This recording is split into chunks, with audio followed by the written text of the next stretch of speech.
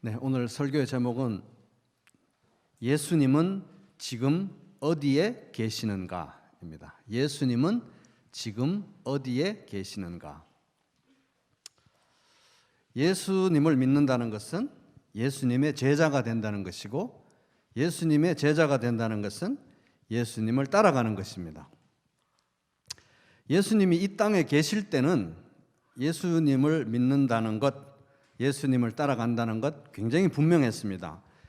이제 갈릴리 바닷가에서 물고기를 잡다가 그물 말리고 그물 깁고 있습니다. 어느 날 예수님 찾아오십니다. 그러고는 나를 따르라 이렇게 말씀하십니다. 그러면 이제 예수 믿는다고 하면 그 부르심에 순종해서 예수님 따라가면 되는 것입니다. 예수님 가는 곳이면 어디든지 따라가는 거예요. 제자들이면 너무 선명합니다. 그죠?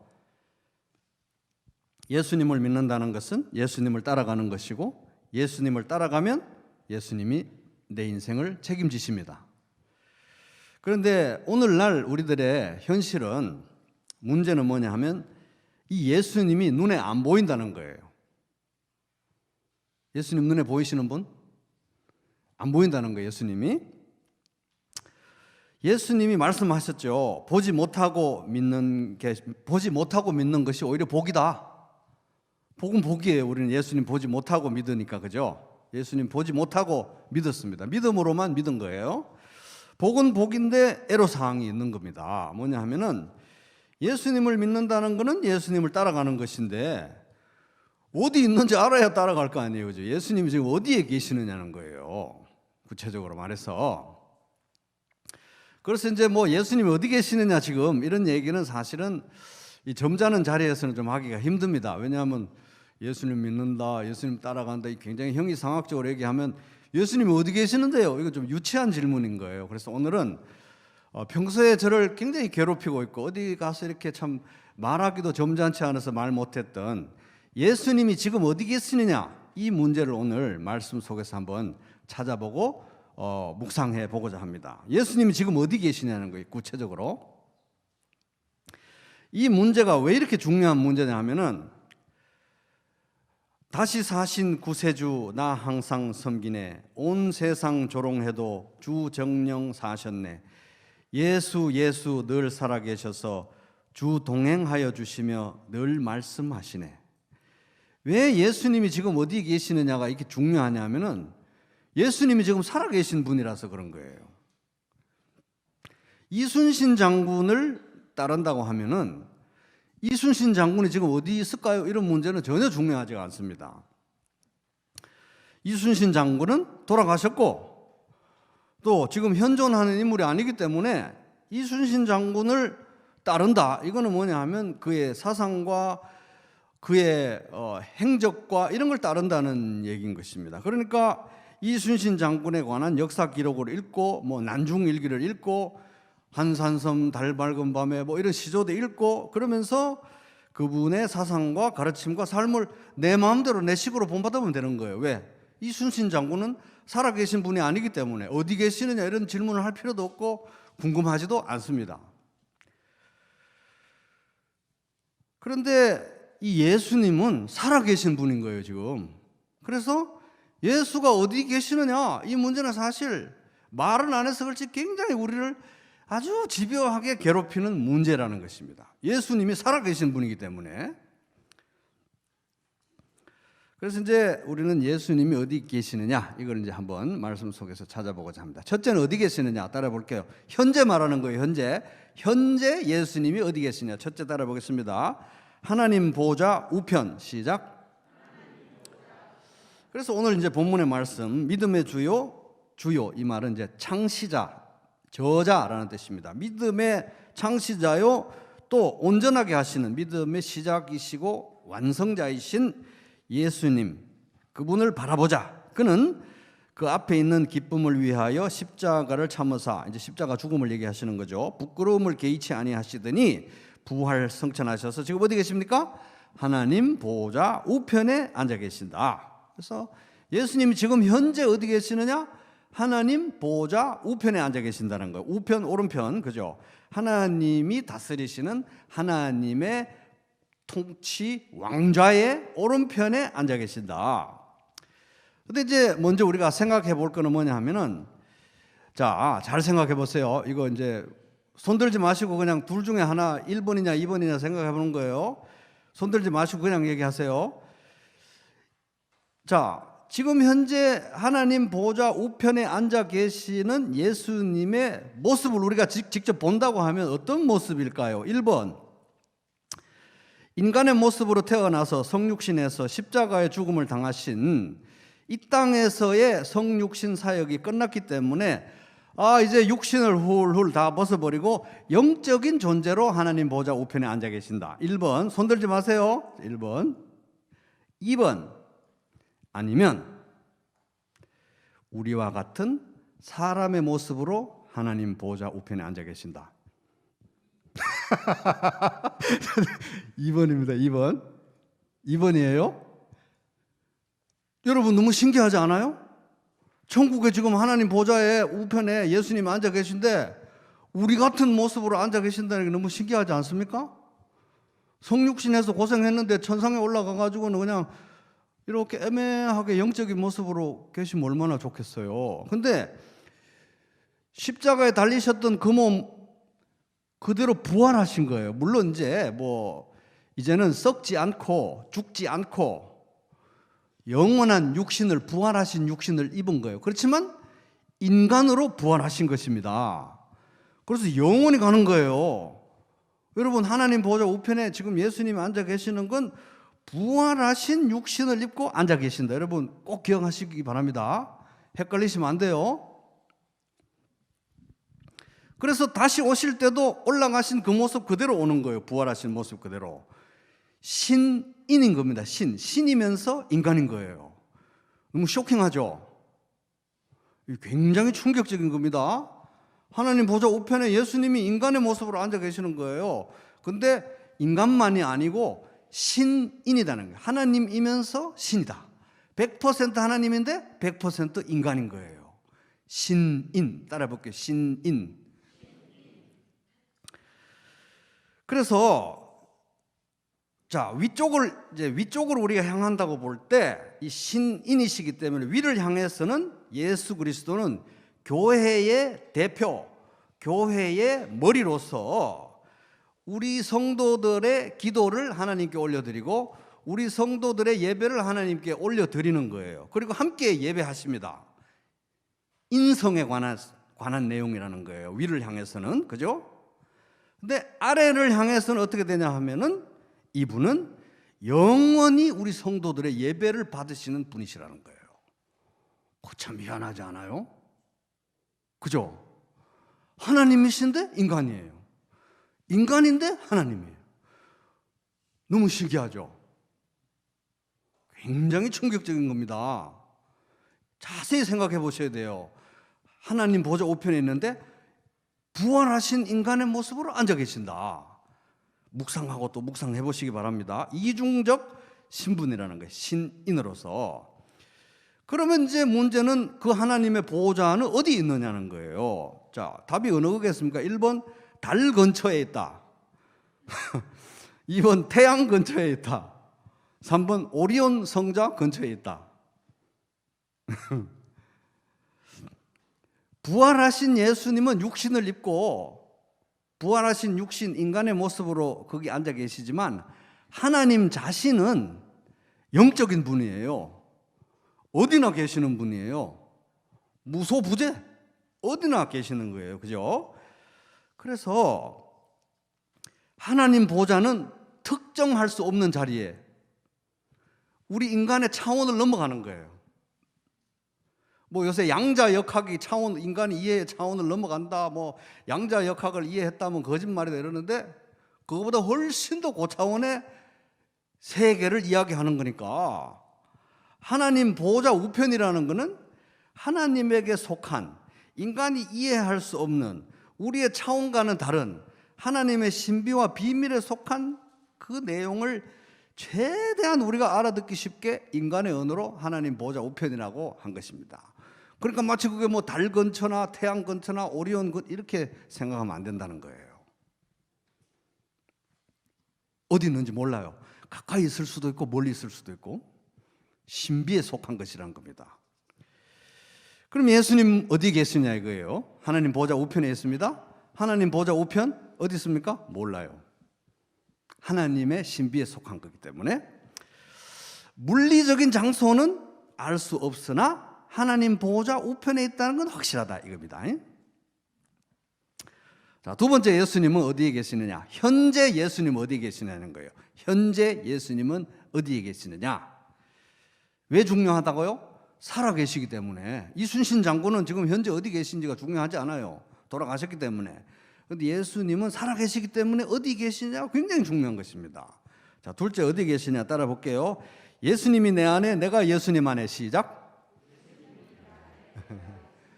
예수님이 내 안에, 내가 예수님 안에. 시작. 이렇게 계십니다. 그래서 우리 다 잘 아시는 말씀이죠. 내가 그리스도와 함께 십자가에 못 박혔나니 그런즉 이제는 내가 사는 것이 아니요 오직 내 안에 그리스도께서 사시는 것이라. 이제 내가 육체 가운데 사는 것은 나를 사랑하사 나를 위하여 자기를 버리신 하나님의 아들을 믿는 믿음 안에서 사는 것이라. 이 굉장히 헷갈리는 말씀이에요. 그 요는 예수님이 어디 계시느냐? 내 안에 계신다 이 말입니다. 내 안에. 아까는 하나님 보좌 우편에 앉아 계신다 그랬잖아요. 부활하신 모습으로, 육신의 모습으로, 그죠? 그렇지 않습니까? 근데 이분이 내 안에 계신다는 거예요. 그러면 부활하신 육신을 입고 하나님 보좌 우편에 구체적으로 앉아 계시는데 어딘지는 모르지만 그분이 그럼 육신을 입은 예수님이 지금 내 안에 거한다는 얘기일까요? 이건 아니지 않아요? 안 그렇습니까? 어디 뭐 보여야 되는데 그럼 내 심장 근처에 계십니까? 콩팥 근처에 계십니까? 그러니까 부활하신 예수님이 육신으로 내 안에 거한다는 이런 얘기는 아닌 거예요. 그죠? 이거를 물리적으로 너무 문자적으로 이걸 받아들일 수 있는 개념이 아니라는 것입니다. 만약에 육신이 우리 안에 거해야 된다고 하면은 우리가 화채설, 성찬의 화채설처럼 만약에 육신이 우리 안에 거해야 된다고 하면은 예수님의 부활하신 육신이 도대체 몇 조각으로 분해가 돼야 온 세계 성도 안에 다 거할 수 있다는 말입니까? 그죠? 그러니까 이거 육신, 부활하신 육신으로 우리 안에 거하는 건 아니다 하는 겁니다. 그래서 이제 이 내용을 이 신학자들은 이렇게 심오하게 이런 식으로 표현합니다. 예수님은 인성에 따라서, 자, 예수님 부활하신 예수님은 지금 인간의 모습으로 부활하신 모습으로 계시지만 신인이라 그랬잖아요. 100% 하나님, 100% 인간, 섞이거나 혼합되지 않게 100% 하나님인데 100% 인간이에요? 이해할 수 없어요. 근데 그게 사실이에요. 그죠? 그래서 예수님은 인성에 따라서는 하나님 보좌 우편이라는 특정한 장소에 계시지만 신성에 따라서는 모든 곳에 계시며 모든 곳에 충만하시다. 예수님은 하나님이시기 때문에. 그래서 신인이다 이 말이에요. 신인. 너무 신기해요. 신인. 신인이기 때문에 하나님과 인간 사이의 중보는 예수님 한 분밖에 없는 거예요. 그죠? 진짜 중보로서 기도하시는 분은 예수님밖에 없어요. 우리가 하는 건 중보 기도가 아니고 중보는 예수님밖에 없으니까 그냥 다른 사람을 위해서 우리가 성도가 기도해 주는 거예요. 중보는 예수님밖에 없는 거예요. 신인이신. 그래서 예수님이 우리 안에 지금 계신다. 이거는 뭐 콩팥 근처에 아니면 심장 근처에 이런 식으로 있는 것이 아니라 예수님의 신적 특성을 얘기하는 것입니다. 영적인 의미로 우리 안에 계신다는 거예요. 막 육신적으로 이렇게 이상하게 생각하면 안 된다는 겁니다. 이 일을 가능하게 하시는 분은 누구일까요? 성령님이라는 거예요. 성령님. 성령님이 우리 안에 계시기 때문에 우리가 예수님과 이렇게 연합될 수가 있다는 것입니다. 정말 신기하지 않아요? 성령님이 오셨기 때문에. 성령님이 형체도 모양도 없으신 성령님이 우리 안에 거하시기 때문에, 성령 하나님이 우리 안에 계시기 때문에 예수님이 내 안에 거한다. 이렇게 말할 수 있는 것입니다. 그러니까 예수님은 성령님을 통해서 우리 안에 거하시는 거예요. 성령님을 왜 보내셨습니까? 우리 안에 거하시기 위해서, 우리와 함께 하시기 위해서 성령님이 오신 거예요. 예수님이 우리와 함께 하시기 위해서 예수님의 영이 우리에게 오신 것입니다. 그런데 또 이상한 거는 예수님만 우리 안에 있는 게 아니라 우리도 또 예수님 안에 있어요. 나는 포도나무여 너희는 가지라. 그가 내 안에 내가 그 안에 거하면 사람이 열매를 많이 맺나니 나를 떠나서는 너희가 아무것도 할 수 없음이라. 요한복음 15장 5절. 이걸 우리가 예수님과의 연합이라고 합니다. 연합. 따라 볼게요. 연합. 이 연합이 된 거예요. 연합이. 너무 신기하게. 그래서 예수님은 내 안에, 나는 예수님 안에. 근데 이거를 사람들이 막 또 이걸 막 문자적으로 너무 이렇게 이 물리적으로 이해를 또 해가지고, 그럼 예수님하고 나는 이 육신이 섞여버렸나? 빵반죽 섞이듯이? 혼합됐나? 아니면 막 예수님의 영혼과 나의 영혼이 막 뒤엉켜서 뒤죽박죽이 됐나? 예수님의 영혼인지 나의 영혼인지 예수님의 몸인지 나의 몸인지도 모르게 막 뒤섞였나? 이런 거 아니라는 겁니다. 예수님은 예수님이고 나는 난 거예요. 그죠? 예수님은 예수님이고 나는 나예요. 예수님은 영원히 하나님이시고 나는 영원히 피조물인 것입니다. 근데 연합이 됐어요. 성령님을 통해서. 뒤섞인다는 건 아닌데 연합이 됐어요. 이해는 할 수 없는데 사실이에요. 그죠? 정말 신기하지 않아요? 그래서 허물로 죽은 우리를 그리스도와 함께 살리셨고 또 함께 일으키사 그리스도 예수 안에서 하늘에 함께 앉히시니. 그래서 우리가 연합됐기 때문에 아까 예수님이 하나님 보좌 우편에 있다 그랬잖아요. 우리도 거기 있는 거예요. 그리고 우리가 이 땅에 있는데 예수님과 연합됐기 때문에 예수님이 또 우리 안에 있어요. 이걸 너무 물리적으로 만질 수 있는 어떤 것으로 이해하려면 안 되는 것입니다. 영적인 개념인 거예요. 신비에 속한 영역인 것입니다. 그래서 이 칼빈은 갈라디아서 2장 20절을 주석을 달면서 이렇게 얘기했습니다. 멋있게 얘기했더라고요. 우리는 이 땅에 사는 동시에 하늘에 사는 자이다. 그죠? 예수님과 연합됐기 때문에. 뭐 이런 일이 있냐는 거예요. 우리는 이 땅에 사는 동시에 하늘에 사는 자이다. 왜냐하면 우리의 머리가 예수님이 하늘에 계시기 때문이며 또한 우리가 그와 연합하여 교통함으로써 생명을 즐기고 있기 때문이다. 이 땅에서 현재. 그래서 우리가 뭐 여기도 있고 하나님 보좌에도 예수님 안에 앉아 있고 그러니까 뭐 우리가 홍길동처럼 여기 왔다가 저기 갔다가 휙휙 이런 게 아니고 영적인 연합, 혼합이나 뒤섞임이 아닌 영적인 연합의 신비를 이야기하는 것입니다. 그러니까 이제 예수님 어디 계시느냐? 하나님 보좌 우편에. 근데 또 어디 계시느냐? 내 안에, 또 내가 예수님 안에. 근데 구체적인 물리적인 장소는 어디입니까? 콩팥 근처입니까? 심장 근처입니까? 그런 건 모른다는 거예요. 근데 그건 분명해요. 예수님이 내 안에, 나는 예수님 안에. 그리고 예수님은 하나님 보좌 우편에. 그죠? 자, 셋째, 예수님은 우리 어디에 계시느냐 따라 보겠습니다. 우리 가운데 함께. 시작. 자, 여기는 우리는 이제 교회를 말하는 것입니다. 우리 가운데 함께. 그래서 온 세상으로 나아가서 모든 민족으로 제자를 삼으라라는 대사명을 주시면서 예수님은 이렇게 말씀하셨습니다. 내가 너희에게 분부한 모든 것을 가르쳐 지키게 하라. 볼지어다 내가 예수님이 세상 끝날까지 너희와 교회와 성도들과 함께 있으리라. 그래서 이거는 개인적인 우리 성도 안에 내 안에 계시고 내가 예수님 이런 거하고는 달라요. 우리 교회 안에 함께, 우리와 함께 하시겠다는 것입니다. 그래서 우리가 하나님 나라와 의를 먼저 구하면서 대사명을 수행할 때, 하나님 일을 할 때 우리 가운데 예수님이 함께 하시는 거예요. 물리적인 모습으로, 부활하신 육신의 모습으로 그건 아니죠. 영적인 임재라고 하는 것입니다. 따라 볼게요. 영적인 임재. 이것도 우리가 이해할 수가 없어요. 저기 계시는데 어떻게 교회가 이 세상에 지금 몇 개인데 어디에 다 함께 하시느냐? 영적인 임재라는 것입니다. 이해할 수 없는 신적인 속성인 것입니다. 왜?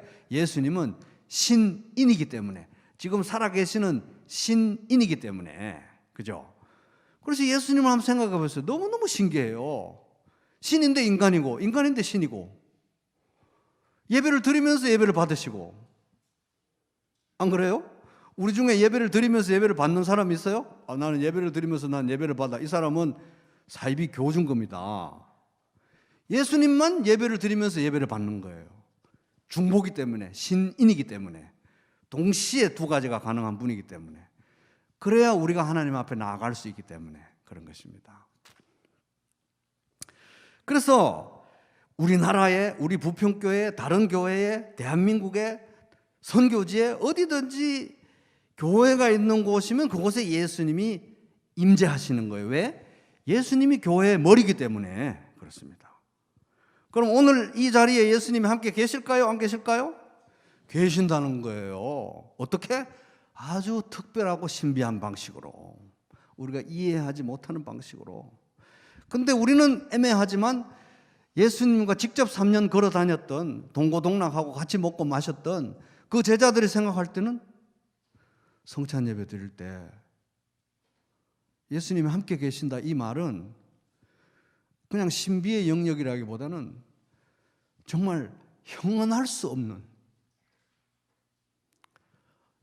진짜 함께 하시니까 그런 영적이고 신비한, 근데 너무 손에 만질 것 같은 그런 임재였다는 것입니다.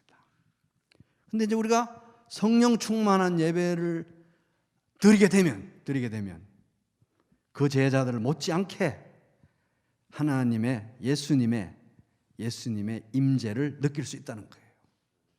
우리를 위해 십자가를 지신 예수님이 불러가지고 떡, 잔 주는데 구체적으로 느낄 수 있는 것은 성령 충만하면 된다는 것입니다. 성령님이 함께 하시기 때문에. 그래서 두세 사람이 내 이름으로 모이는 곳에는 나도 그들 중에 있느니라. 마태복음 18장 20절. 그래서 두세 사람이 모이는데, 오늘 가정교회 2명밖에 안 나와가지고 진짜 짜증난다. 거기도 예수님이 계시다는 거예요.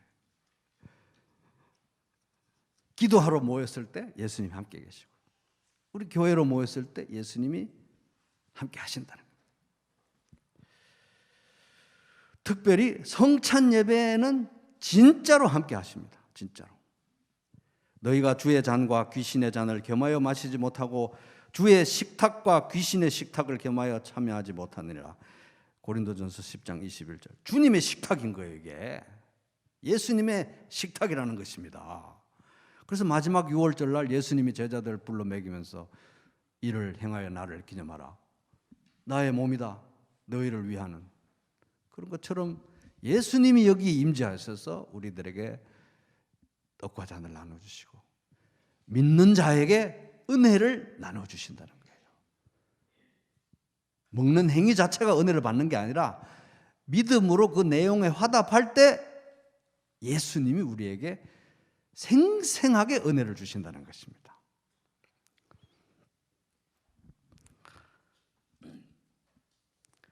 그래서 이 예수님은 어디 계시느냐? 우리 가운데 함께 계신다는 거예요. 그래서 성도의 연합, 성도의 동거, 성도의 함께함, 이 교회는 굉장히 특별한 곳입니다. 오늘 이 부평 지역 전체에 이렇게 하나님이, 예수님이 삼위일체 하나님이, 그래서 우리가 너무 바빠요. 하나님도 알아야 되고 예수님도 알아야 되고 성령님, 너무 바빠. 너무 알아갈 게 많아요. 성령님이 우리에게 오셨는데 성령님은 예수님을 가르쳐 주시고, 예수님이 우리에게 함께 계시는데 예수님은 또 하나님을 가르쳐 주시고, 그래도 뭐 성령님 신경 쓰면 예수님 하나님 질투하실까 봐, 예수님 신경 쓰면 아버지 하나님 성령님 질투, 이런 거는 또 걱정할 필요 없어요. 왜? 삼위일체니까. 그죠? 근데 우리가 하나님을 알아가는 건 예수님을 통해서 알아가니까 예수님하고 가까워야 된다는 것입니다. 그래서 오늘 이제 말씀을 한마디로 요약 한번 따라 보겠습니다. 가깝고 그리운 예수님. 시작. 자, 예수님은 지금 어디 계시느냐? 어디 계시는지 물리적인 장소는 알 수 없다. 하나님 보좌 우편에 계신다고 하지만 그게 달나라 근처인지 뭐 오리온 별자리 근처인지 구체적인 위치는 몰라요. 예수님이 내 안에, 내가 예수님 안에 있다고 하지만 예수님이 내 심장 근처에 있는지 콩팥 근처인지 구체적인 물리적인 장소는 모릅니다. 알 필요도 없고 신비한 영역이에요. 교회와 함께 하고 계신다고 하는데 오늘 우리 교회와 함께 하시는데 그럼 강대상 앞에 있느냐 뒤에 계시느냐 이쪽 왼쪽 줄에 있느냐 오른쪽, 그건 모르는 거예요. 신비한 영역인 것입니다. 그죠? 영적인 임재라는 거예요. 물리적 장소는 우리가 모르는 것입니다. 그런데 분명한 사실은 뭐냐? 분명한 사실은 뭡니까? 예수님이 아주 가까이 계신다는 거예요. 옆 사람한테 이거 굉장히 중요하니까 분명한 사실은 예수님이 아주 가까이 계신다고 한번 얘기 좀 해주세요.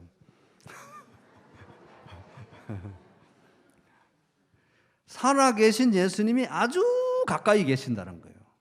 이순신 장군은 어디 계신지 우리가 알 필요가 없어요. 그런데 예수님은 살아계신 예수님이기 때문에 어디 계신지 알아야 되는데 구체적인 장소는 신비의 영역이라 모르지만 확실한 것은 예수님이 아주 가까이 계신다. 그래서 이렇게 명령합니다. 성경은. 그러므로 우리는 긍휼하심을 받고 때를 따라 돕는 은혜를 얻기 위하여 은혜의 보좌 앞으로 담대히 나아갈 것이니라.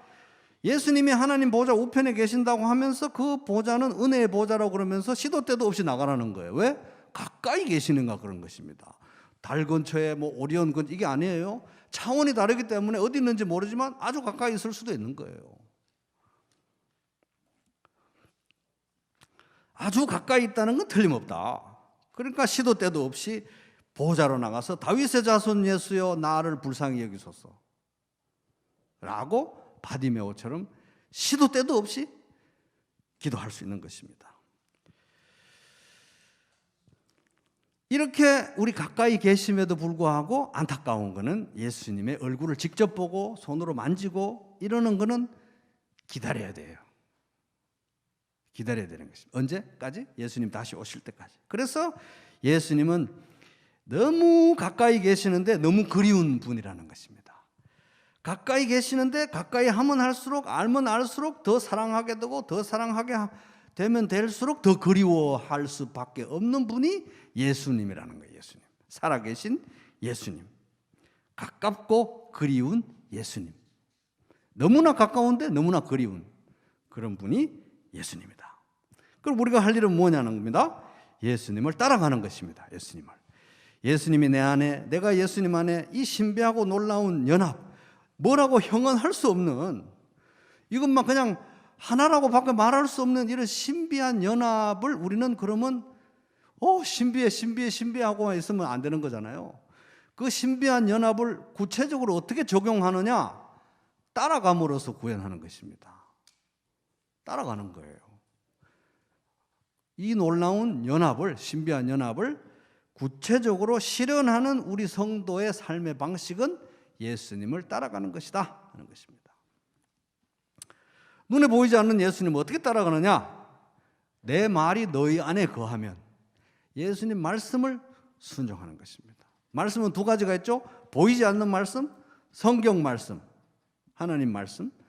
보이는 말씀, 성찬. 보이지 않는 말씀, 시청각 교육, 보이는 말씀, 성찬. 이 두 가지 말씀을 통해서 끊임없이 우리는 예수님을 더 알아가야 되는 것입니다. 예수님 가까이 나아가야 돼요. 그리고 성령님이 또 우리 안에 계시니까 예수님을 알고 예수님을 배워가고 예수님을 따라가게 도우시는 분이 성령님이시다. 성령님, 보이는 말씀, 보이지 않는 말씀. 그래서 굳이 이걸 이제 이 종합적인 그림을 그리자면 이게 굉장히 막 뒤죽박죽 돼서 너무 어려운데 굳이 이건 이제 뭐 완벽한 그림은 아니지만 굳이 그림을 그리자면 그냥 제가 최선을 다해서 굳이 그림을 그리자면 제가 가지고 있는 마음의 그림을 이제 소개시켜 드리자면 이런 겁니다. 예수님을 따라가는 우리의 모습은 어떤 거냐? 성령님의 따라 볼게요. 성령님의 도우심으로 예수님의 손을 잡고 하나님을 향해 나아간다. 요 정도 그릴 수 있을 것 같습니다. 성령님의 도우심으로. 성령님 왜 오셨냐? 예수님 따라가게 하려고. 성령님의 도우심으로 예수님의 손을 잡고, 내가 예수님을 끌고 가는 게 아니라 예수님이 내 손을 잡고 끌고 가는 거예요. 언제든지, 언제 어느 때든지, 매 순간. 성령님의 도우심으로 예수님의 손을 잡고 하나님을 향해 매일 매 순간 나아간다. 영원히 그럴 것이다 하는 것입니다. 그래서 이 19세기의 저명한 조직신학자 찰스 하지는 이 부활 성천에서 하나님 보좌 우편에 앉아 계시는 예수님에 대해서 이렇게 묘사했습니다. 제가 이 요약에도 한번 넣어드릴게요. 그냥 한번 들어보시기 바랍니다. 멋있게 얘기했어요. 우주의 최고 통치자, 보좌 우편에 앉아 계시는 예수님은 완전한 하나님이실 뿐만 아니라 완전한 사람이라는 사실을 아는 것으로 우리에게는 충분하다. 그는 여전히, 지금 보좌 우편에 계신 예수님은 여전히 인간적인 동정과 애정을 지니고 계시며 우리의 연약함을 공감하실 수 있다. 너무 놀랍지 않습니까? 이거 하나님 보좌에 있는데 우리의 연약함을 동정을 하신대요. 동감을. 공감하실 수 있다. 그는 신성의 충만이 육체로 거하시고 지상의 삶 가운데 보여주셨던 모든 사랑과 온유와 긍휼과 관용으로 충만하시고 자신의 손에 맡겨진 하늘과 땅의 모든 권세를 지니고 계신다. 뭐 이런 분이 다 있습니까? 신인이라는 거예요. 신인. 바로 그분이, 요 마지막 문장이 압권입니다. 바로 그분이 우리에게서 멀리 떨어져 계시지 않는다는 사실은 그의 모든 백성들에게 형언할 수 없는 기쁨이다. 그래서 우리는 예수님에 대해서 알아가야 되는 겁니다. 이거 한 번만에 되는 거 아니고요. 알아가야 돼요. 너무 신비합니다. 그래서 여러분 예수님에 대해서 알아가는 걸 거부하거나 두려워하지 마시기 바랍니다. 신이 너무 구체적이야. 깨름직해. 예수에 대해서 알아가기를 두려워하거나 주저하지 마시기 바랍니다. 이 예수님을 알아가는 게 얼마나 고상하고 놀라우면 바울은 예수를 아는 지식이 너무 소중하고 귀해서 다른 건 다 배설물로 보인다 할 정도로 말했습니다. 그리고 베드로도 그 투박한 베드로도 우리에게 그리스도를 아는 지식에서 자라가라, 계속 자라가라고 명령했습니다. 그리고 히브리서 저자는 우리에게 이 예수를 깊이 생각하라, 곰곰이 생각하라, 깊이 생각하라고 도전했습니다. 예수께서 이르시되 내가 곧 길이요 진리요 생명이니 나로 말미암지 않고는 아버지께로 올 자가 없느니라. 요한복음 14장 6절. 그래서 예수님을 통하지 않고는 하나님께 나아갈 수 없고 예수님을 알지 않고는 하나님을 알 수 없으며 예수님이 아니면 생명을 누릴 수 없다. 언제나 영원히.